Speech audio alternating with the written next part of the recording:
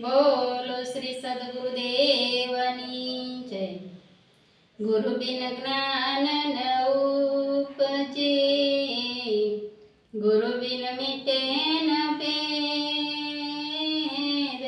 ગુરુ બિન જ્ઞાન ન ઉપજે, ગુરુ બિન મિટે ન ભેદ।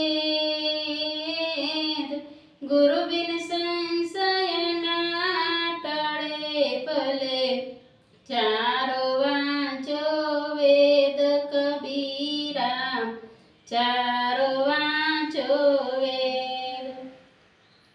કબીરે આ દોહામાં ગુરુનું ખૂબ જ મહત્વ બતાવ્યું છે। ગુરુ બિન જ્ઞાન ન ઉપજે, એટલે કે ગુરુ વગર, કોઈ સંત ચરણમાં ગયા વગર જે જીવનમાં ખરેખર સાચું જ્ઞાન છે તે આપણામાંથી ઉત્પન્ન થતું નથી, તે આપણને મળતું નથી। ગુરુ બિન જ્ઞાન ન ઉપજે, ગુરુ બિન મિટે ન ભેદ, એટલે કે બીજા વાક્યમાં એવું સમજાવવામાં આવ્યું છે કે ગુરુ બિન આપણે જે કંઈ નાત જાતના ભેદ, ઊંચ નીચના ભેદ, ધર્મવાળાના ભેદ, એ બધા ભેદો રાખીએ છીએ તે ગુરુચરણમાં ગયા વગર મટતા નથી। ગુરુચરણમાં ગયા પછી જ ખબર પડે છે કે આ તો બધું ખોટું છે।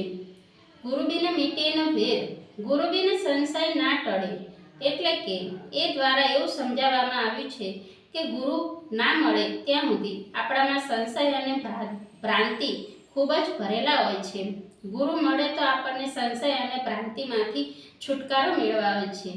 અને ગુરુ ભલે ચારો વાંચો વેદ, એટલે કે ગુરુ ન મળે અને જો તમે 4 વેદ પણ વાંચી લો, ચારે વેદમાં પરંપરાગત થઈ જાઓ, તેમ છતાં ગુરુ ન મળે ત્યાં સુધી તમારે બધો અજ્ઞાન અને અંધકાર જ છે।